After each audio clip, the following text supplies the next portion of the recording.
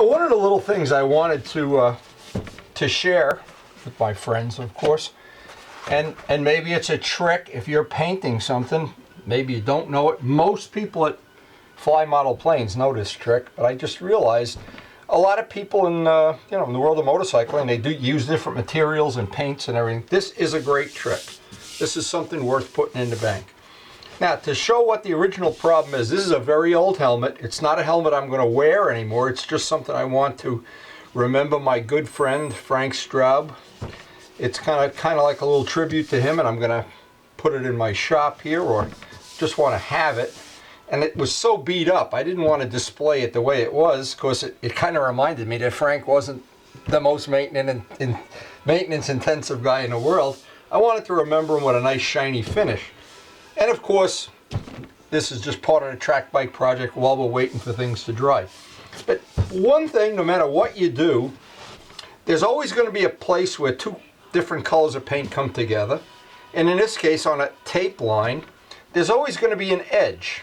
Now, to get that edge really nice and smooth, there's a lot of ways to do it. You can basically just pull tape off, rub your hand across it. That seems to be one thing that works a little bit. But what it does, it means you're going to have to put a lot of extra clear in here to fill in where the lowest spot is where these white stripes are. There are ditches. So in this case, one of the things that I thought would really work well is to share the little tip we use from model airplanes. Now, in model airplanes, we use a different kind of a paint. Most of the people, maybe it's changed in the last couple of years, but most of the people use a product called Brodak Dope. And what they do with that, these tape lines are very thin because the paint is a lot thinner.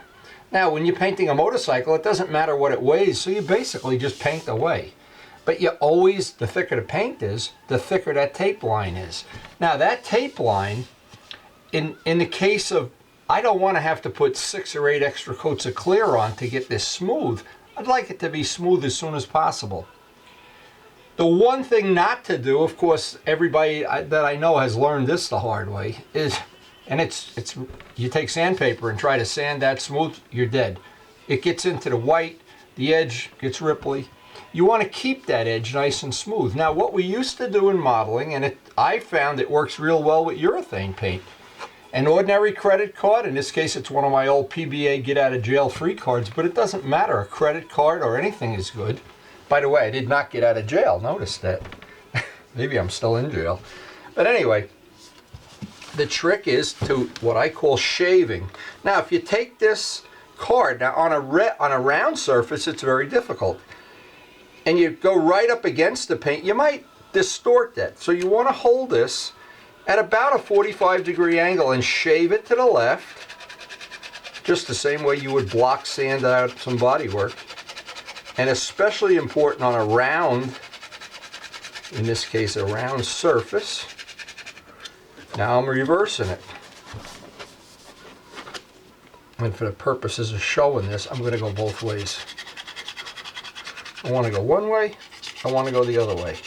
Now if I overdo it, what I'll do is I'll get a stain on the white, which is looking like what I got. I overdid it here already. I have a stain on the white, so I always keep some little bit of soapy water. That'll take it right off, hopefully. And if it doesn't, of course, then you've got to touch it up. But what it gives you now is a little bit of a head start.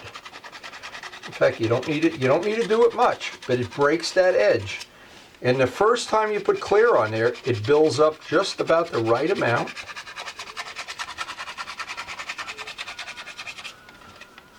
And again, if you do overdo it, you take a little bit of it. It looks like maybe I am overdoing it here because I'm trying to just demonstrate this. It just takes a little bit just to shave that down. And by shaving that down, boy, it makes the rest of the job. And if you find out another thing, you wear out a credit card very quick. Luckily, you know, you can get an endless supply of credit cards. But knocking that edge down is one of the tricks.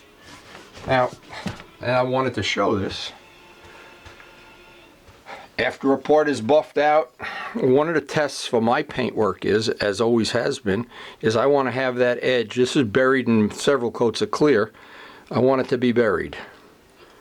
I want to close my eyes, and I don't want to feel that. I want to be able, at number 2, once it's buffed out, of course, you see it a lot, the more of a definition.